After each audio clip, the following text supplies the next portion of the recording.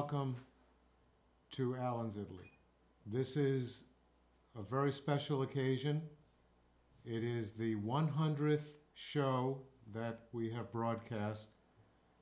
And, it's been quite an amazing experience. And I first wanted to talk a little bit about that concept.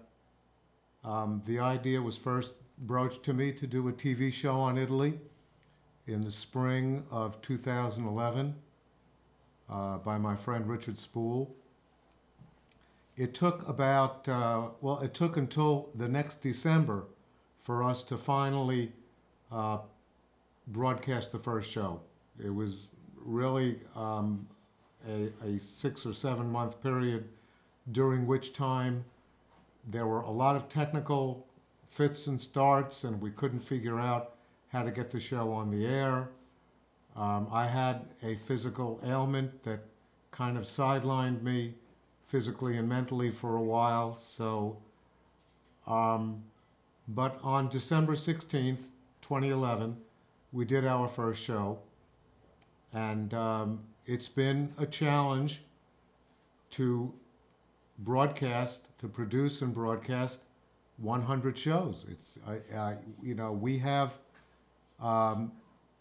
Ellen and I have had difficulties in the studio getting things accomplished. I've had problems with the computer. Ellen has had problems with the system in the studio. And somehow we've managed to relentlessly get through all of these shows. So it's been quite a thing. I would say that Alan's Italy, I won't say it's known throughout the world, but it's certainly known in many places in Italy and in the United States. The shows are all on YouTube, and we are now up to, and I don't think Ellen even knows this, but we are up to 1,000 views a month. 1,000 different people go to the YouTube site to watch a show, and the total over the past 2.5 years is now over 17,000 people who have seen the show on YouTube. And that's quite amazing. If I keep up that pace, before the end of the year, we might hit 25,000, which would really be quite an accomplishment. I have a blog that I write after each show, and that has taken hold. I now have had over 6,500 people who have read the blog. I wouldn't say different people, because there's usually a fixed group of people that do that. Of course, I've given lectures throughout the Hudson Valley. The show is rebroadcast in various places, such as Saugerties and Rhinebeck, and the person who is the head person in Saugerties, Anastasia Redmond, has done an amazing job. The person who does the Panda TV, which does Red Hook and Rhinebeck and Rhinecliff, is Danielle Maloney, who's really a tremendous supporter of mine and is always telling me stories of people who tell her that, they watch the show. I bumped into people everywhere who have mentioned the show. People plan their trips first by looking at Alan's Italy and then plan their trip, and people have contacted me. It's just been absolutely amazing. And, I need to thank Ellen, who is my studio engineer and videographer, and Richard Spool, who's a brilliant man and a wonderful technician. The town of Woodstock, the mayor, Jeremy Wilbur, have been tremendous supporters of public access, and it's been an incredible experience. I've always tried to redefine Alan's Italy, and it always basically comes down to the same thing. It is my view of Italy. It's not the definitive view on Italy. I don't intend to write a tour book. It's not intended to be the perfect show with the perfect information. It's simply Italy through my eyes, through my senses, and through my recollections and things that I remember about the wonderful times that I've had there. And it'll always be that way. It'll simply be Alan's Italy. Now, when you reach a milestone such as the one that I have just reached, you kind of, have a period of reflection. And that's always a good thing to do, is to look back and say, well, you know, what has gone on? What do I want to change? What do I want to do in the future? And the show has pretty much stayed the same. It's evolved, and if you watch the first show back in 2011 and watch the show tonight, you'll realize that there really are a lot of things that are different. But the essence of the show has always remained the same. It's simply me sitting here talking about my passion, showing photos of places I've been and people that I've met.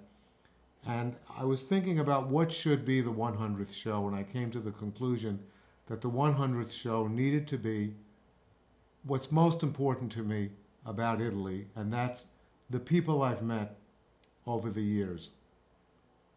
I wanted the 100th show to become my favorite recollections of my Italian experiences, but just during the time that Alan's Italy has been broadcast. So I came to the conclusion that I would choose maybe the top 10. I narrowed it down to the top 5, and that's what I'm going to focus on this evening. I'm going to focus on my top 5, starting with number 5 and going all the way to number 1. And that is what we're going to have. So once again, let me go to the same process that I always have, and that is going to the album, going into full screen mode, and here we are. Alan's Italy, show number 100, An Evening to Remember, dinner with Simone and Silvia at a place called Sala Comocina. Not a very well-known place, but you'll see that it was quite amazing. Make it a little bit smaller. I can't. You're losing the bottom. Well, that's the way it'll have to be. I can't help it. You could see that though, right? Yeah. Okay, so first we start with my very, very closest friends. And the people that you see there on the left is my friend Lydia. On the right is my friend Luca. And my relationship with Lydia, of course, started at her store, Gioia Chiara, which is a leather store on at number 11 Via della Scala. She actually had a different store and then moved to this location sometime during the time I knew her, which is now almost 20 years. There's Lydia with me at one of our favorite restaurants at the time, which was, many years ago. You can see I look a lot younger there. I think this is 2007, and it's in the restaurant Dante's. This is Lydia's family. That's her nephew eating the cake there. Her other nephew, who's the tall gentleman there in black, and then Lydia with her brother cutting the cake, and her sister-in-law Annalisa. And this is what I remember most about Lydia, are the wonderful times I've had with her family. On the left is Lydia's sister Chiara. In the middle is Annalisa, who is Mario's wife. And Lydia, the last time we were there, which was in May and June of 2014. There's Chiara with her beautiful and wonderful son, Jacopo. Mario, that's Mario and me and Marco and Annalisa. Marco is Annalisa and Mario's son. And then we have the Hotel Croce di Malta, where I met Luca for the first time. This was a picture that was taken with Luca and his partner Mary and his daughter Greta, this was about 7 years ago. That's how Greta looked in the year 2007. Get ready for this. This is how she looks today. Quite quite amazing. She is a beautiful young woman, and you could, of course, Luca is a stunning, a handsome man, and that's Mary. A very, very beautiful looking family. Luca, Greta, and Mary. That's Luca and I in his hometown of Foligno Valdarno during one of our trips. That's the picture that was taken of us recently during our last visit. There's Laura with Mary and her daughter, Maria Cristina, whose nickname is Cree. Then, of course, we come to Civita di Bonareggio, which is the location where I met my very, very good friend Franco, whom I love very much. This is a picture that was taken recently during our last visit, and we couldn't get down to his hometown of Orvieto or to Civita, so he came up to Florence, driving, the 2 hours it takes to get up there, and we were very grateful that he was there. And he brought with him his friend Nina, who's right there behind Laura, and Lydia and Franco and Nina and me and Laura. We all had a wonderful dinner at our favorite restaurant, La Spada.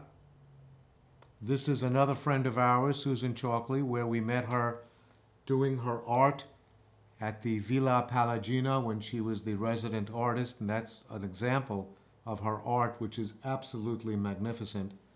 And we met with her the last time we were there in Italy, and this is the lunch that we had with her at another of our favorite restaurants, La Grotto de Leo, also on Via della Scala. There is the two people most responsible for this show. That's Richard Spool on the right. That's Ellen Poville right in the center, who's my engineer and videographer, and me. I love Richard and I love Ellen. Ellen and I, of course, and I guess me and Richard have become very close friends. So that's the best part of all of this, really. And here we go. These are the top 5 experiences that I have had with Laura over the past 2.5 years.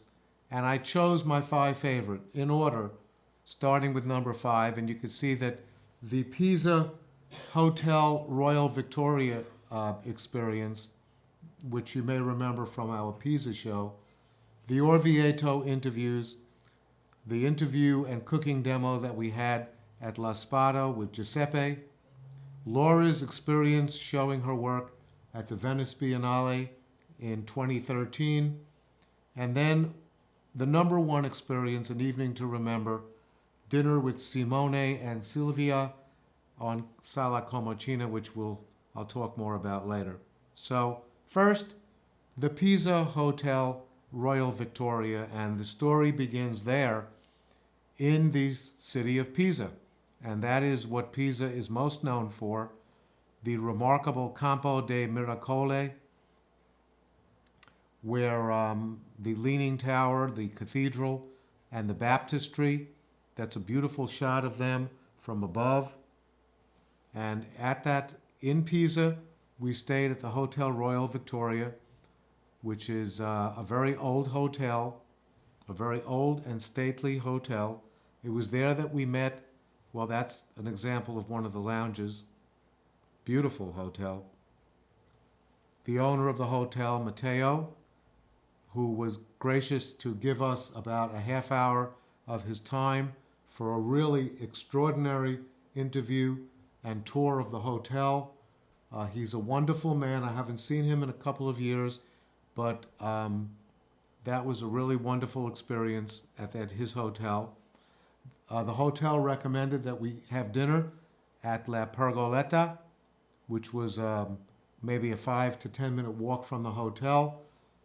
It was there that Laura and I decided that we were going to have a quiet dinner, not mention Alan's Italy at all that evening, but of course we did, and we got to meet the owner, who is the lady on the left side, with the two people that served us, and we had a very wonderful time that evening in Pisa. And that experience was listed by me, of course, as number 5. Number 4 took place in our favorite hill town, our favorite larger hill town. Our favorite hill town is, of course, Civita di Banreggio, but this was our, Orvieto is a much larger town than Civita di Banreggio. And it was here that's the town right there, Orvieto in the distance, occupying probably a mile-long plateau of volcanic tufa in the province of Umbria. And it was there that I met Franco Sala. There is Franco with my arm around him. Franco had just given us a magnificent tour of one of the ancient roads. That's where the cars are parked, up to the town of Orvieto. He's just knows everything about the city, and that was the basis, one of the bases for the show on Orvieto. And this is the hotel that we stay in when we're visiting Orvieto, and we got to meet the family. There they are right there. And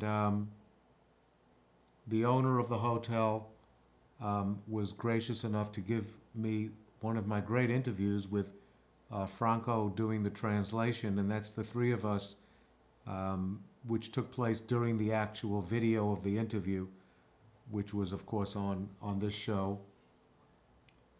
And the restaurant that Franco decided that we should dine at that evening was La Palomba, and that's the entrance to the restaurant in Orvieto, where I got to meet the family, and that was a wonderful experience.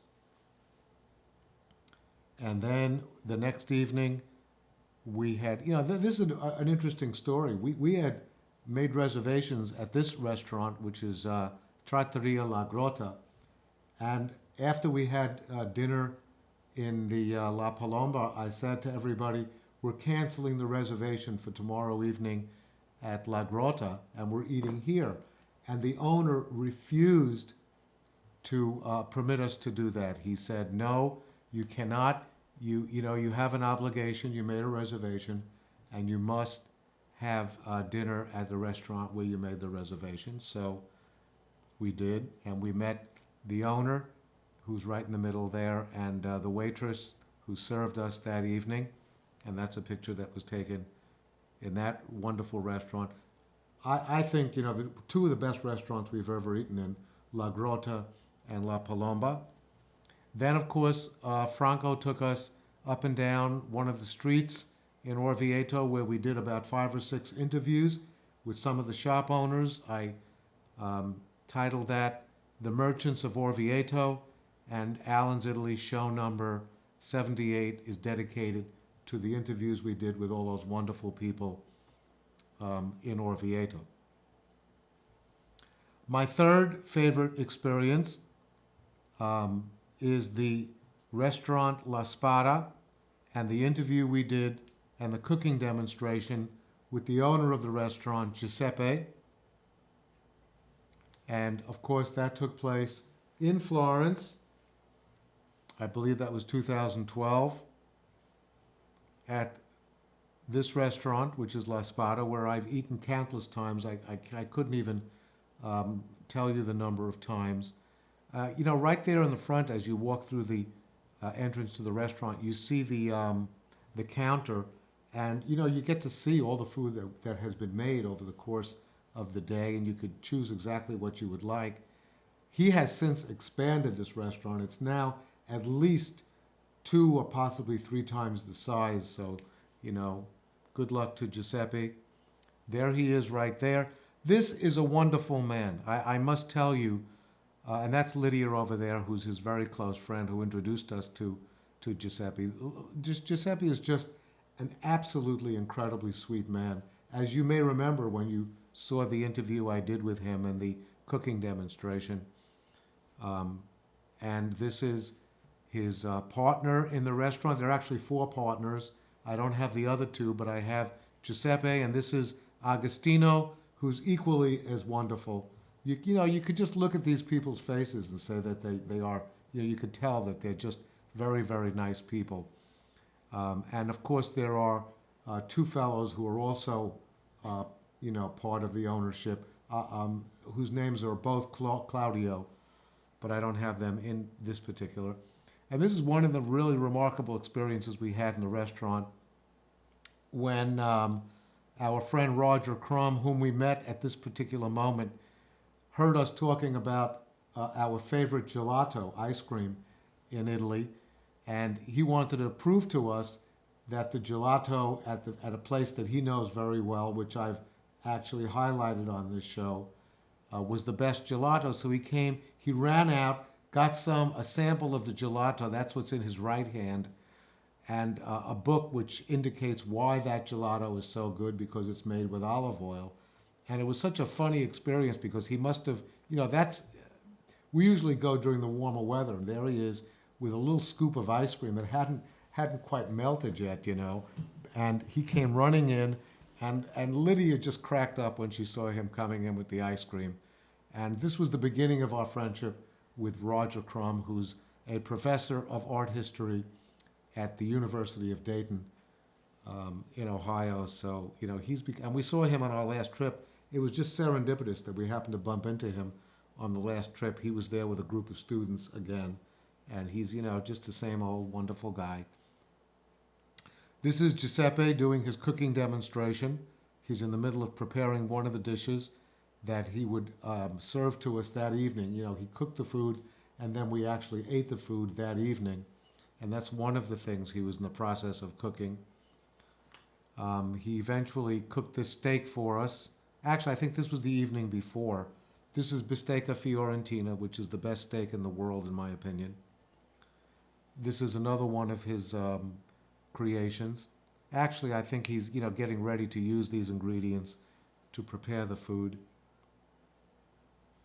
And we've had some wonderful times in Ristorante La Spada, and that's me with Laura and Luca and Mary and Lydia.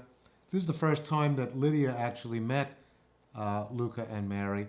And in my right hand, if you could take a look at the bottom of the screen, you could see in my right hand is my notebook where I take all my notes, and I always have that because you never know when you may want to write something down that's quite memorable. And this is one of my favorite photos because it includes some of my favorite people.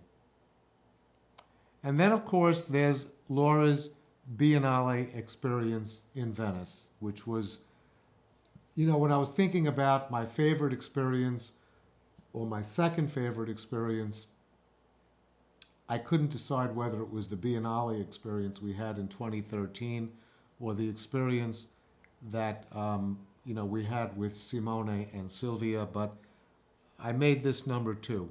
And of course, it took place in Venice. There is a magnificent photo of Venice that Laura took from the Accademia Bridge, which is one of the 4 bridges that span the Grand Canal. And of course, we were at the Biennale, and I did a show number 86 was highlighting some of the great art we saw at the Venice Biennale in 2013. I did a show number 70 and 71 and 72, which highlighted the exhibition Personal Structures at the Palazzo Bembo, where Laura was exhibiting as part of the 55th Venice Biennale. There's a picture of Laura representing one of the representatives of the United States at the Palazzo. The piece of art that she showed, which was given a very prominent location in that exhibition, which stayed, up from the end of May until the end of November.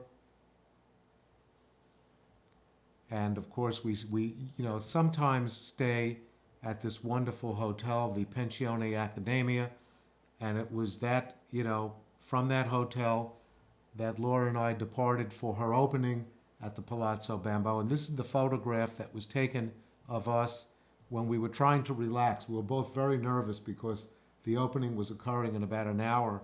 So we sat outside on the patio of the Hotel Pensione Accademia, and we had a glass of wine, and they brought us some hors d'oeuvres, and we kind of relaxed. And this is the picture we took just moments before we were about to get on a boat that would take us to the exhibition at the Palazzo Bembo.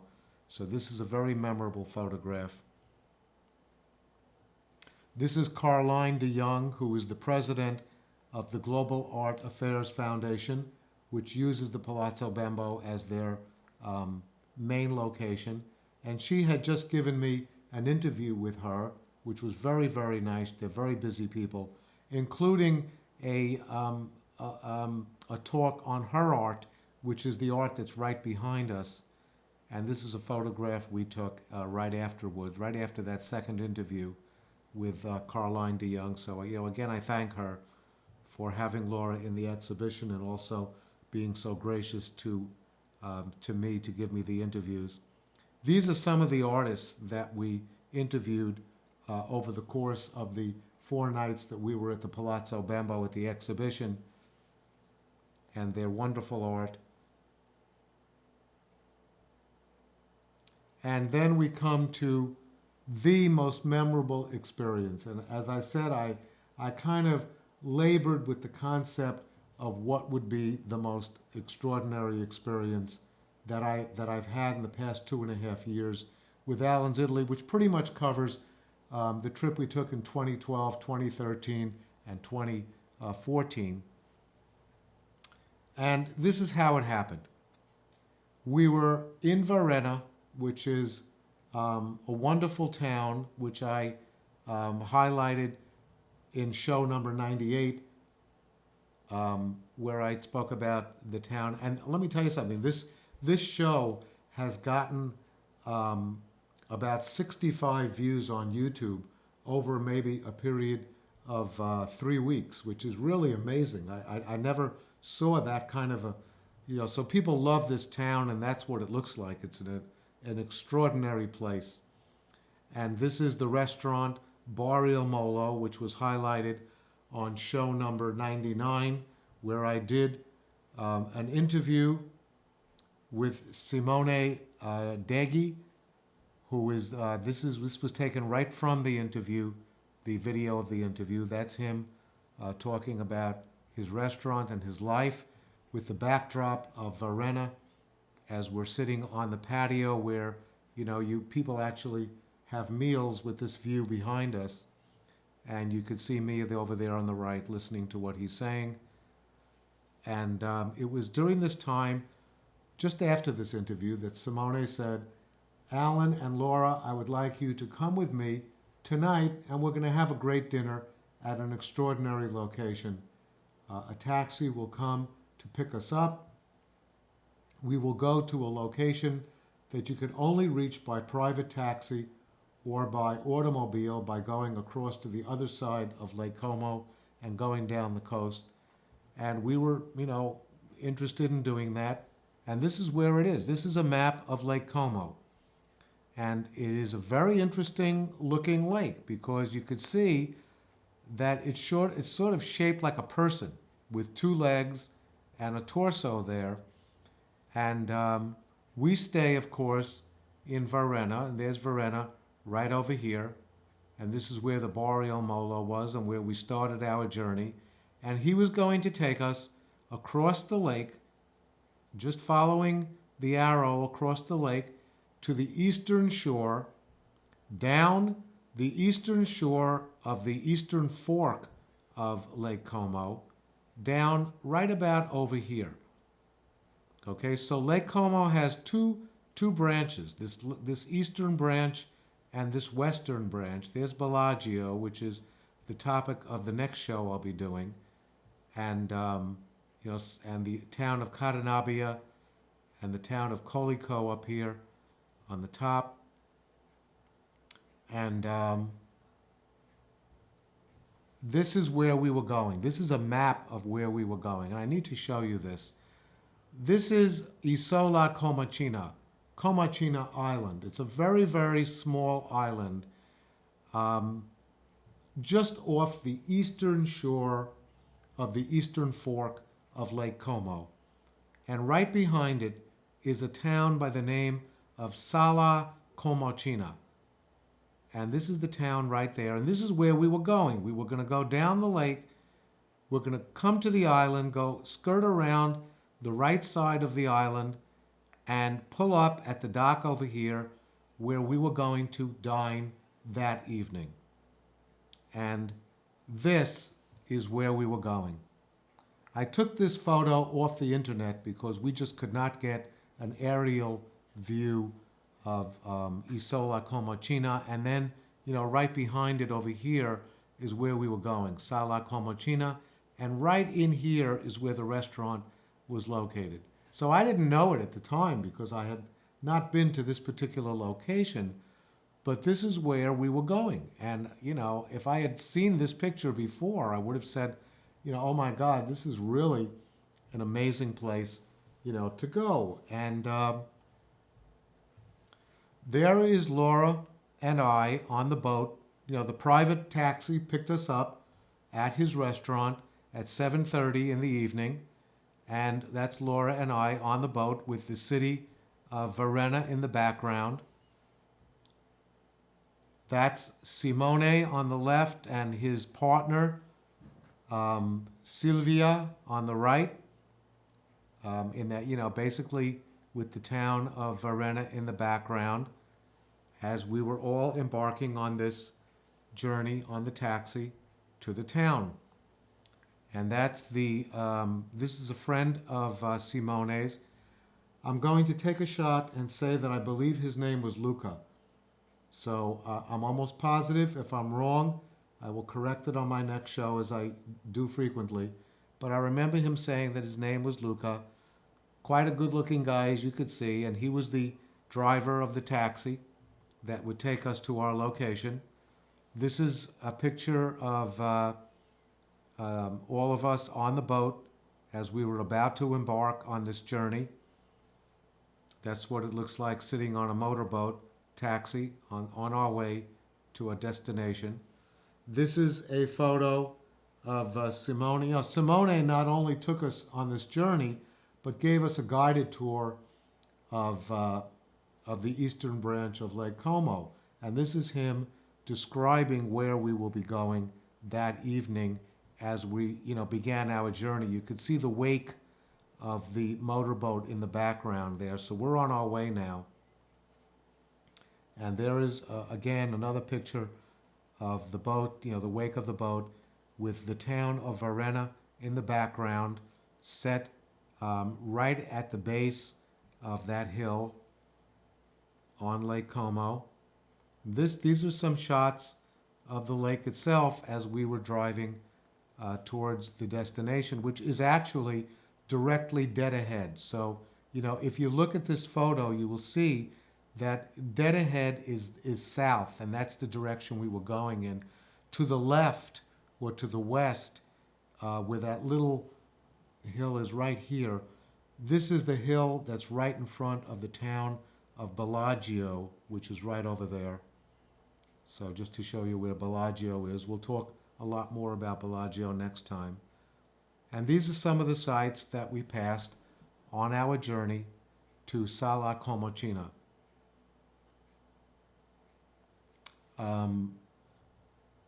Simone indicated that he wanted to take us to a special place, and he took us to the Villa Gaeta, which he said was the location, and I eventually did research just to get a little background.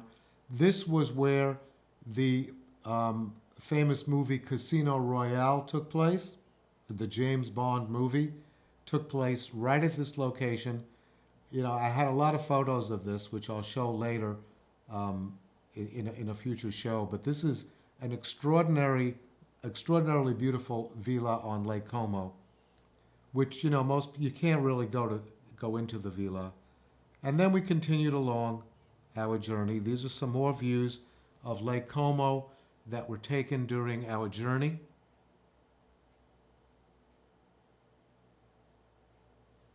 Again, the eastern shore of the eastern branch of Lake Como. This is in the twilight, um, during sunset, so it's a little dark in spots, but this is what it looks like taking a motorboat ride along Lake Como. This is obviously looking back because you could see once again the wake of the boat. If you caught the right angle, we caught a beautiful sunset.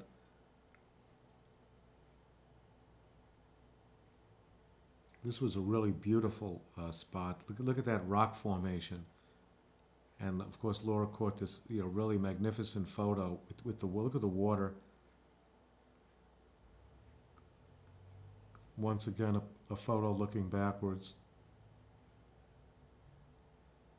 This is a panoramic photo that Laura took with her iPhone of Simone giving me the guided tour of Lake Como. Simone, as I indicated in the last show, grew up on Lake Como, much more further north in the town of Chiavenna. These are more photos of our trip. I believe this is the town of Tremezzo. Could be Cadenabia, not totally sure. But there are two towns practically right next to each other. And this is the Villa Carlotta, which is one of the villas along Lake Como. It's located right between the two towns of Cadenabia and Tremezzo. And this is definitely the town of Tremezzo because that hotel, this is a magnificent hotel. We've never stayed here, but it's the Grand Hotel Tremezzo, right on Lake Como. This is the town of Tremezzo. And we're riding along Lake Como.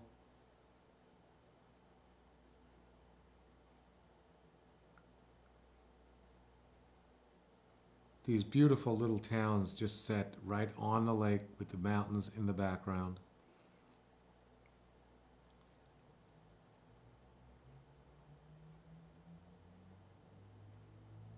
And that right over there on the left side is another Lake Como villa, the Villa Balbionello, which is Laura and my favorite villa.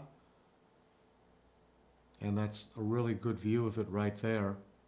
This is a great villa because you not only get to walk around the grounds, but you also get a tour, a guided tour of the inside of it, which is really fascinating. And that's what it looks like as we are, heading south away from it.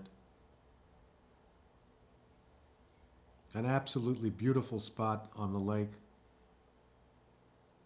And you pass some very interesting sights. Look at that. Along the way.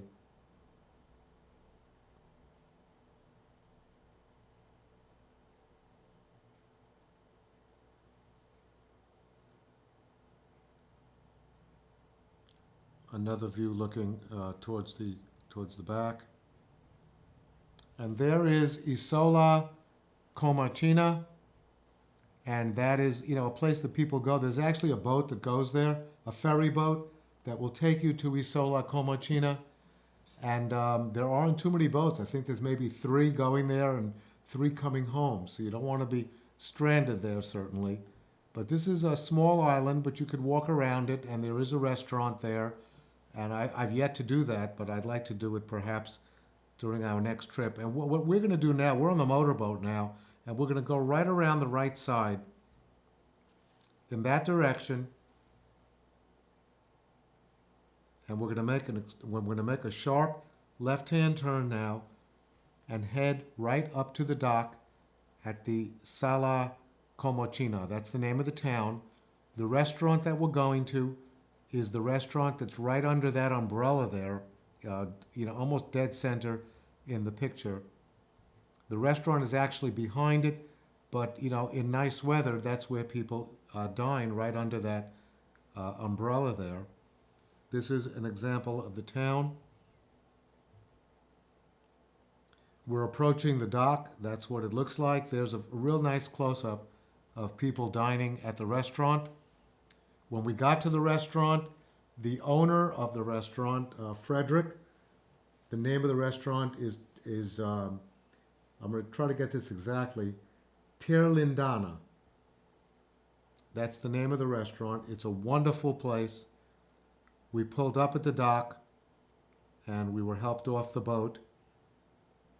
And here is the restaurant, Tirlindana. And it is really beautiful. We didn't dine inside. There's the owner, Frederick. Incidentally, 2 photos ago.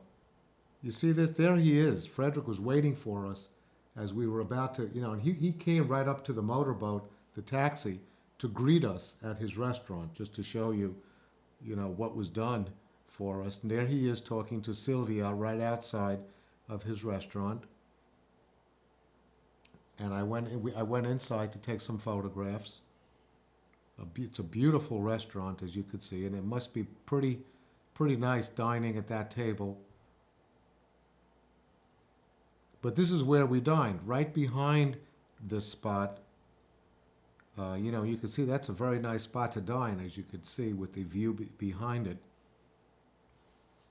And that's where we were, right over there.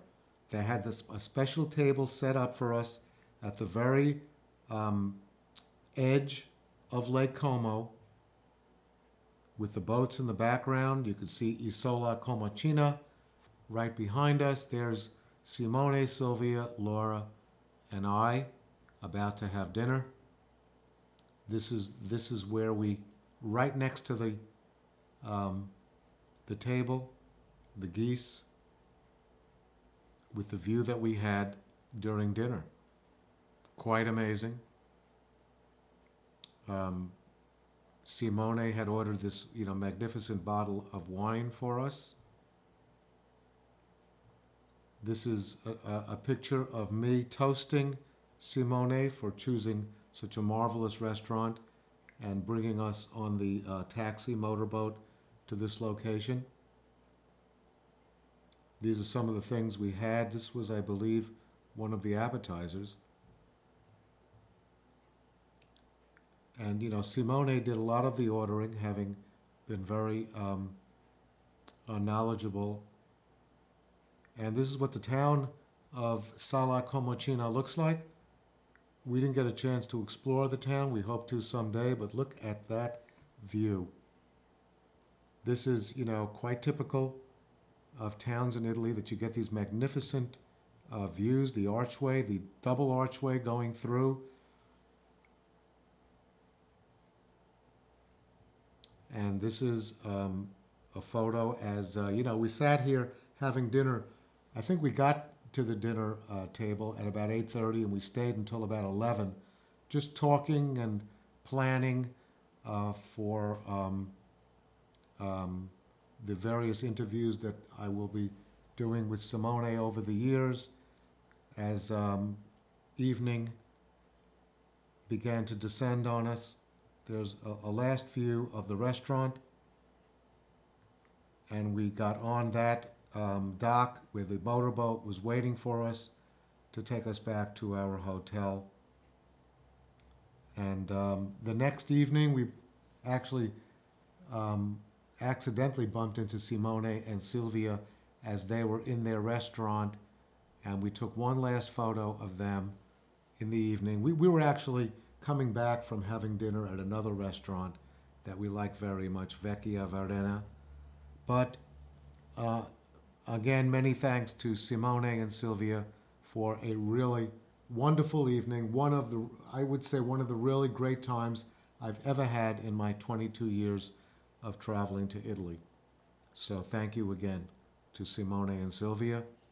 And that's the show. Next on Alan's Italy, I will be focusing on a place that I've been to every single time I've been on Lake Como, 5 times. But I've never really spent enough time talking about it, and I've decided that the time has come to spend a lot of time talking about the town of Bellagio and comparing it to a place that we stayed, much more often, the town of Varenna. So you could already see the difference between Bellagio is much more sprawling town, but we'll talk about that more on our next show. So that's the end of the 100th show of Alan's Italy.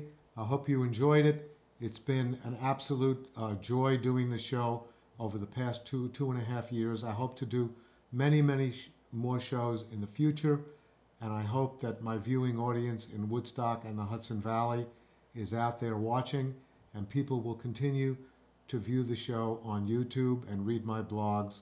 So thank you, and buonanotte e buona fortuna.